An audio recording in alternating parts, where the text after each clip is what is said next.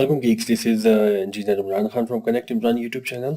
आज की इस वीडियो में हम डिस्कस करेंगे complete deployment of file server के बेसिकली फाइल सर्वर होता क्या है। अच्छा, मेरी अगर आप प्लेलिस्ट में चले जाएं तो उसमें मुख्तलिफ प्लेलिस्ट आपको मिलेंगी जिसमें कंप्लीट काफ़ी डिप्लॉयमेंट मैंने डिस्कस किए हुए, जिसमें ADDS सर्वर है, ADC है, DHCP सर्वर है, DNS सर्वर है और इसके अलावा FTP सर्वर है। तो ये डिप्लॉयमेंट्स की सीरीज से के फ़ायदे ये होते हैं ना कि उनको आप देखें, उनसे सीखें और अपने ऑर्गेनाइजेशन में उनको डिप्लॉय करें। तो आज हम फाइल सर्वर को कम्प्लीटली डिप्लॉय करना सीखेंगे और आज की इस वीडियो में हम बैकग्राउंड स्टडी पढ़ेंगे कि बेसिकली फाइल सर्वर होता क्या है, इसकी ज़रूरत हमें क्यों पेश आती है किसी भी ऑर्गेनाइजेशन में।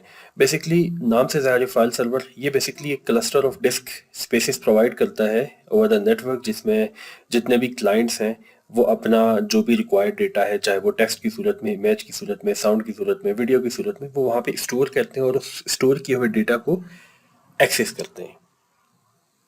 ठीक है। अच्छा, ये हमारे पास FTP से डिफरेंट होता है। FTP में तो डेफिनेटली हमारे पास ओवर द इंटरनेट उसको हम एक्सेस कर सकते हैं। ओवर द इंटरनेट तो हम फाइल सर्वर को भी हम एक्सेस कर सकते हैं, लेकिन इसमें जो हम पॉलिसीज़ लगाते हैं, इसमें जो हम डेटा स्क्रीनिंग करते हैं, इसमें जो डेटा पे हम पॉलिसीज़ लगाते हैं वो FTP पे हम नहीं लगा सकते। ठीक है। अच्छा, हमारे पास बेसिकली जो फाइल सर्वर है, जिस तरह यहाँ पे अगर हम इसकी डेफिनेशन को देखें कि file server does not normally perform computational task और run program on behalf of its client. ये बेसिकली हमारे पास कोई कंप्यूटेशनल टास्क प्रोवाइड नहीं करता। ये सिर्फ आप इसमें पॉलिसीज़ लगाते हैं और एक एक सेंटर लोकेशन पे एक आपको ये डिस्क स्पेस प्रोवाइड करता है जहाँ पे आपका डेटा रखा होता है। ठीक है। और all organizations need to share information and data between people, and instead of emailing or using universal serial bus drive to move data, for example, a file server can be used as a central place for many people to store files. Definitely एक central place होती है जिसमें उस इदारे के जितने भी लोग होते हैं उसमें वो अपना सारा का सारा डेटा सेव रखते हैं। या ऑर्गेनाइजेशन की सिस्टम्स की सिक्योरिटी के लिए कोई भी ऑर्गेनाइजेशन अगर ये सर्वर डिप्लॉय करती है तो वो डेफिनेटली डिस्करेज करती है USB का या पेन ड्राइव का इस्तेमाल को ओवर द ऑर्गेनाइजेशन। तो वहाँ पे ये फिर हमारे पास जो फाइल्स को स्टोर करने के लिए जो सर्वर यूज़ होता है उसको हम फाइल शेयरिंग सर्वर कहते हैं।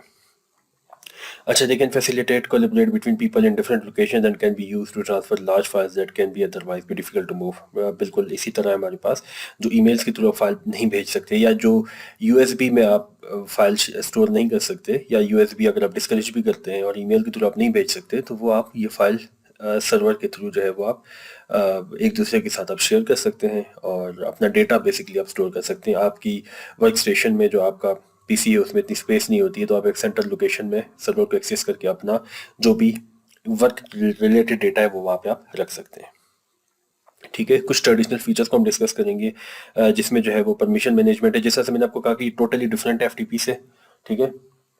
चूंकि इसमें हम डिफरेंट पॉलिसीज, परमिशन और ये सारी चीज़ हम लगा सकते हैं। ठीक है। परमिशन मैनेजमेंट है जिसमें हम परमिशन को सेट कर सकते हैं कि who can access which files and who have rights to edit और डिलीट द फाइल्स। डेफिनेटली हम एक्सेस भी इस पे लगा सकते हैं कि किसको कितना राइट्स होना चाहिए, कौन एडिट कर सकते हैं, कौन व्यू कर सकते हैं, कौन रीड कर सकता है। फाइल लॉकिंग हम कर सकते हैं, stop multiple users from editing the same file at the same time.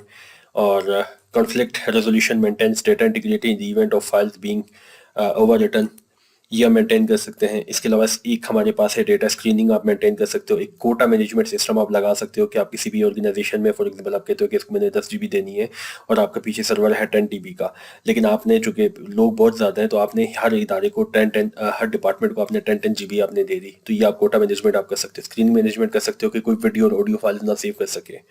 ठीक है। Security, yes, file server security is one of the very core feature.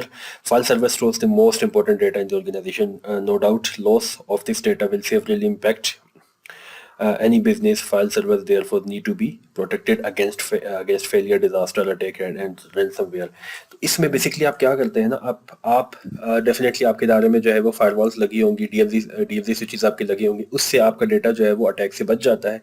Meanwhile उसके अलावा भी आप मजीद जो है वो उसमें सिक्योरिटी इन्हांस करने के लिए या अपने डेटा को बैकअप करने के लिए आप एक इसी का फेल ओवर या बैकअप सर्वर आप बना लें, जिसमें आप क्या करते हैं कि रेड आप बनाते हैं जिसमें आपका साइमल्टेनियसली दो जगहों पे डेटा स्टोर हो रहा होता है। इसके अलावा आप ऑफलाइन भी अपना डेटा रखें कि वो किसी नेटवर्क से कनेक्टिविटी ना हो, ताकि अगर आपके एक हार्ड ड्राइव क्रैश भी हो जाती है तो वो रेड के थ्रू दूसरी हार्ड ड्राइव में मिररिंग इसकी हो रही होगी। ये हम आगे इंशाल्लाह डिस्कस करेंगे कि रेड क्या होता है। तो बहरहाल ये है कि मल्टीपल लोकेशन पे आपका डेटा जो है वो स्टोर हो रहा होगा, तो जिससे आपकी सिक्योरिटी भी बढ़ जाएगी और आपके डेटा का जो है वो बैकअप भी रहेगा। अब सिक्योरिटी से मुराद ये नहीं कि सिर्फ आपका जो है कोई नेटवर्क पे कोई अटैक आए या रैंसमवेयर आए या कोई डिजास्टर इस तरह का आ जाए, आपकी हार्ड ड्राइव क्रैश कर जाती है, आपकी बंद कर जाती है, चूंकि हार्डवेयर है, हार्डवेयर तो ख़राब होना है, ठीक है। तो उसके लिए आप स्टार्ट से प्लानिंग करके रखें कि आपने ऑफलाइन भी डेटा रखना है और आपने क्लस्टर बनाना है और आपने मल्टीपल लोकेशन पर रखना है थ्रू रेड, आपने मिररिंग करनी है ताकि आपका डेटा सिक्योर रहे, ठीक है। बैकअप्स आपने डेफिनेटली लाजमी आपने रखने होते हैं। ये आपकी किसी भी इदारे में एक जो आईटी एडमिनिस्ट्रेटर होता है उसकी बेस्ट प्रैक्टिसेस में ये चीज़ें आती है कि वो डेटा को जो है वो बैकअप ले और ऑफलाइन और मिररिंग के थ्रू जो भी डेटा है वो आप अपना बैकअप के थ्रू स्टोर करें। अच्छा जी, कुछ एडवांटेजेस और डिसएडवांटेजेस हम डिस्कस करते हैं कि फाइल सर्वर के एडवांटेजेस क्या हैं, डिसएडवांटेजेस क्या हैं। एडवांटेजेस की अगर हम बात करें तो रिलेटिवली लो कॉस्ट, अगर हम क्लाउड की तरफ जाते हैं या किसी और उसकी तरफ जाते हैं डेटा स्टोर करने के लिए, या यूएसबी अगर हम परचेज करते हैं तो वो हाई कॉस्ट की तरफ जाती है। ज़ाहिर बात है, हम जो है वो अगर हम क्लाउड की तरफ लेंगे तो हमें बल्क में डेटा लेना पड़ेगा, अच्छी खासी स्पेस लेनी होगी, तो वो हमारे पास यहाँ पे आपका कॉस्ट बच जाती है। Easy to extend and customise, extend भी आप कर सकते हैं इजीली, आपने नंबर ऑफ हार्ड ड्राइव्स आपने बढ़ानी हो, कस्टमाइज भी आप कर सकते हैं, जिस तरह मैंने आपको बताया कोटा मैनेजमेंट के थ्रू जो है वो आप कस्टमाइज करके किसी को कम या ज़्यादा स्पेस एलोकेट कर सकते हैं। हाई कैपेसिटी की कैन बी हाई कैपेसिटी, बिल्कुल जितनी आप बढ़ाना चाहें हार्ड ड्राइव आप बढ़ा सकते हैं तो कैपेसिटी हमारे पास बढ़ती रहेगी और परफॉर्मेंस भी बिल्कुल बढ़ती रहेगी। ये हमारे पास आपकी जो मैं इनिशियली वीडियोस में मैं कह चुका हूँ कि आपके जो सर्वर का हार्डवेयर है वो आपके पास अप टू द मार्क होना चाहिए, अप टू द स्टैंडर्ड होना चाहिए। आपकी जो रैम की स्पेस है, रैम आपकी ज़्यादा होनी चाहिए, आपकी स्टोरेज ज़्यादा होनी चाहिए, आपकी प्रोसेसिंग पावर जो वो आपकी जो है वो ज़्यादा होनी चाहिए, ठीक है। वो आपकी हार्डवेयर डेफिनेटली अपग्रेड होना चाहिए आपका। डिसएडवांटेजेस की क्या, रिक्वायर्ड एडमिनिस्ट्रेशन, बिल्कुल आप जब इसको एक्सेस करेंगे तो एडमिनिस्ट्रेशन का अकाउंट आपके पास होना चाहिए जो एक यूज़र का अपना अकाउंट होता है, ठीक है। नीड टू बी सिक्योर, जो मैंने आपको बताया बैकअप हमें उसका लेना पड़ेगा, ठीक है। Limited built in Meta data and file manipulation, ठीक है।